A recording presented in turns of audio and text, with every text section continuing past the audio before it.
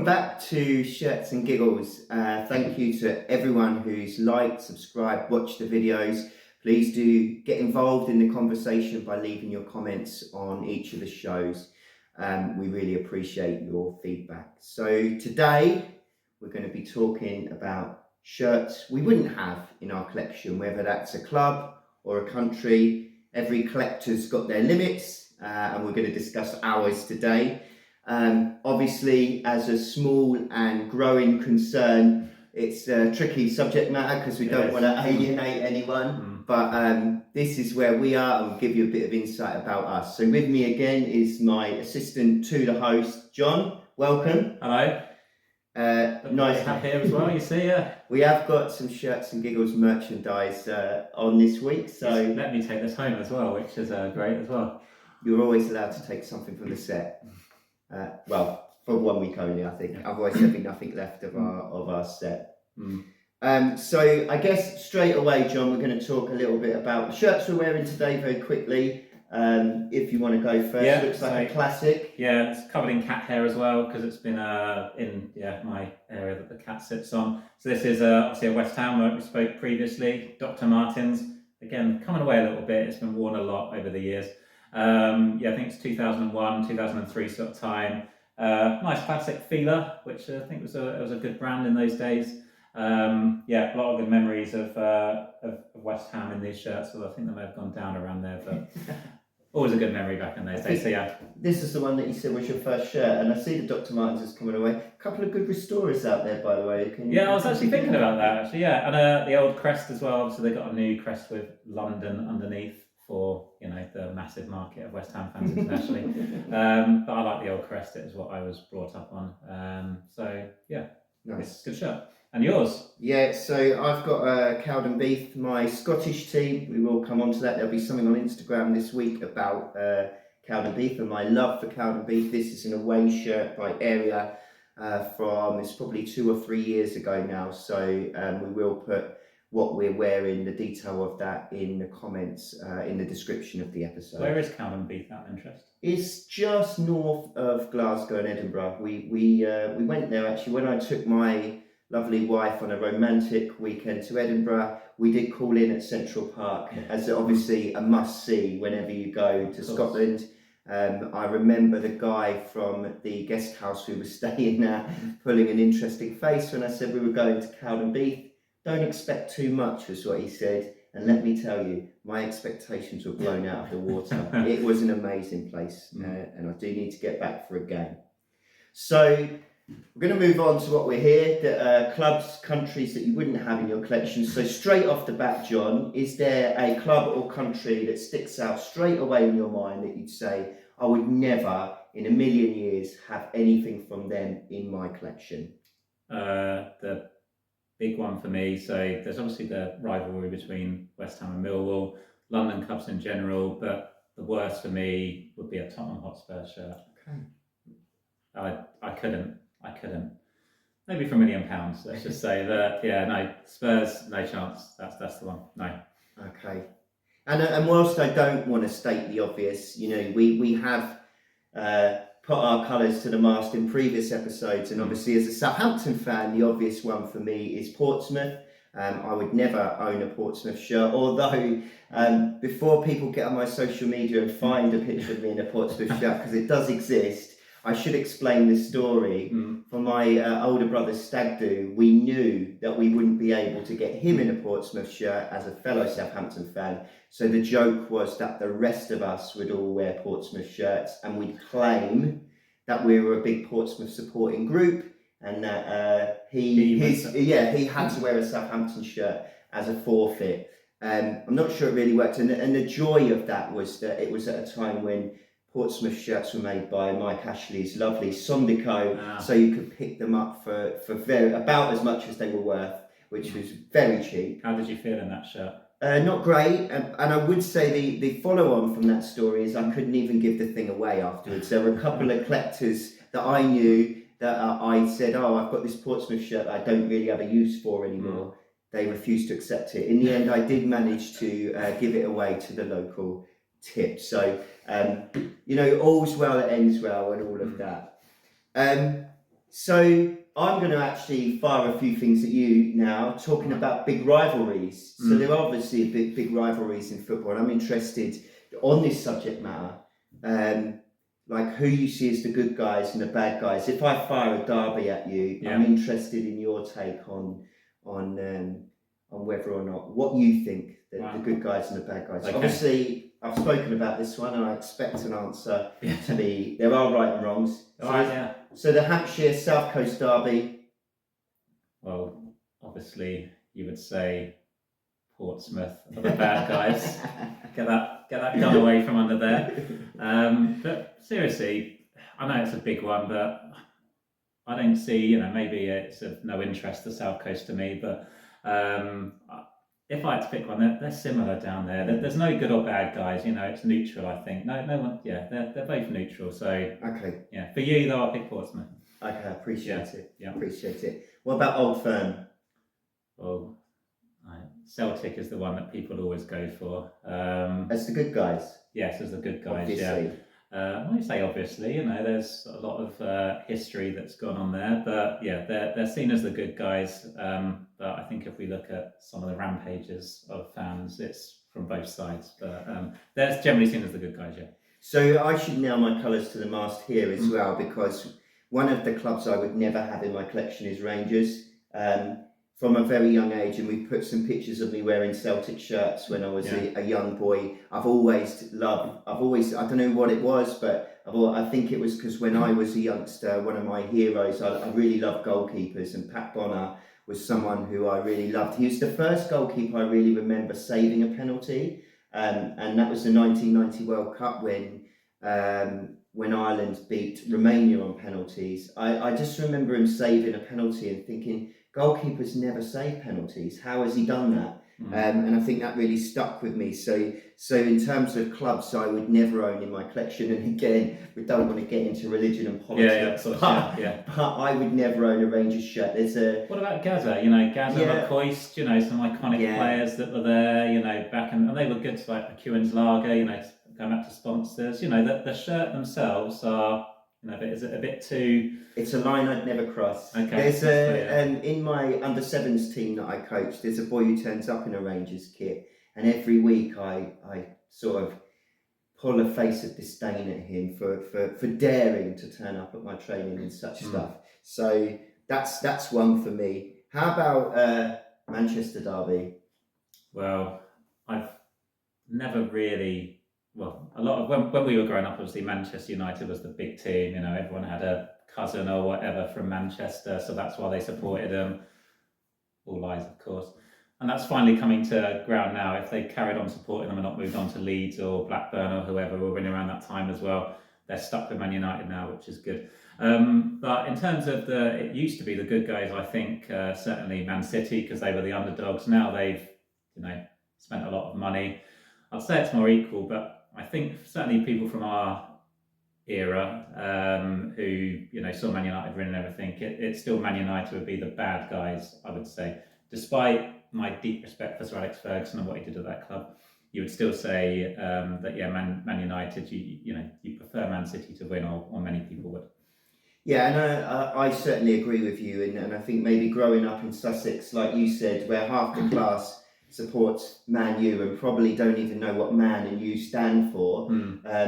I certainly grew up with a deep hatred of Manchester United, and I should say it was exacerbated by my visit to Old Trafford as well as a youth. Me and my dad were trying to go to all 92 Football League grounds at the time. My dad, I think, completed the 92. I'm probably on about 70 or 80. The visit to Old Trafford was particularly traumatic, where I nearly got crushed on the Stretford end. Why? Just idiot fans and idiot stewards not trying to police them at all. This was in the 90s, I would say, soon after Hillsborough as well, so quite pertinent at the time. My dad wrote to Manchester United to just say, look, this isn't on. Bear in mind, 90 plus fans lost their lives at Hillsborough. Man United wrote back, and in not so many words, but similarly basically said, we're Manchester United, we're the biggest club in the world. If you don't like it, don't come again. So that gives you a bit of background on the type of club Manchester United I are? was nearly crushed at Old Trafford as well. Well, Unrelated though, so I was outside Old Trafford and I was there with my father and we was watching Euro 96, Germany against Czech Republic, I think it was. And we was walking along outside, team bus turned up, Germany. Klinsmann stepped off. All the German fans, Klinsmann, Klinsmann! yeah. There was a surge. And as a young lad of 1996, how old would I have been? Early 10s, let's say. Yeah, I was nearly knocked over by a load of Germans. Not for the first time in my, not for the last time in my life, I'll add, but yeah. Okay, Man United. Yeah. If you're Old Trafford, beware. Yeah, and they're on a big no-go list for me as a result. So there's quite a lot there. But I would say actually, generally, English league teams outside of the teams I support, it would have to be quite random and a lovely shirt for me to go, yes, I'd take that. I suppose, I don't know, picking a team out of the air. If it was Forest Green, they're pretty inoffensive. Yeah. Doncaster or whatever. But I still think English league teams, I probably wouldn't go down that route. Non-league, I've got quite a few English teams, so there is some scope there. But English league teams outside of the club I support, Premier League teams, especially for me. So teams up and around, that's where I wouldn't really go. I do have from my Essex route, Southend is a team that I've always followed, and Colchester as well. So I'd wear their shirts, even if they, not that I do.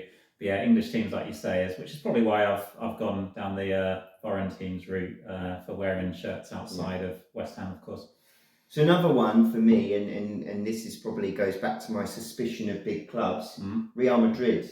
I'd never have a Real Madrid kit or shirt in my collection, and that's I think partly because I feel like it's so spawny as well. The way they've won European Cups, playing absolutely abysmal football in the last few years, just to alienate a huge fan base.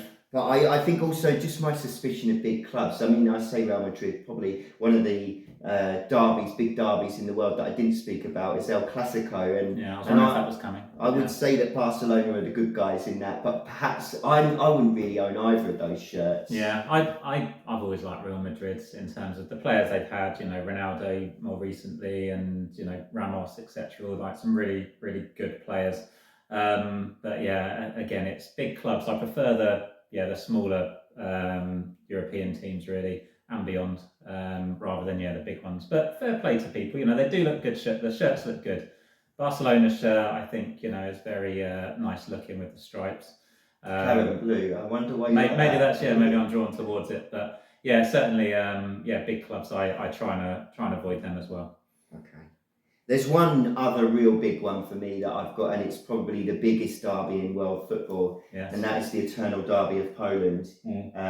Lech Poznan versus Legia Warsaw, the two massive clubs in Poland. Obviously, I would never sully my collection with a Legia Warsaw shirt. An absolutely reprehensible club, and one that I have so much disdain for that I'm not going to film the next section of the podcast because of the legal ramifications of my words. But a club I really cannot stand and would never have a Legia Warsaw shirt in my collection.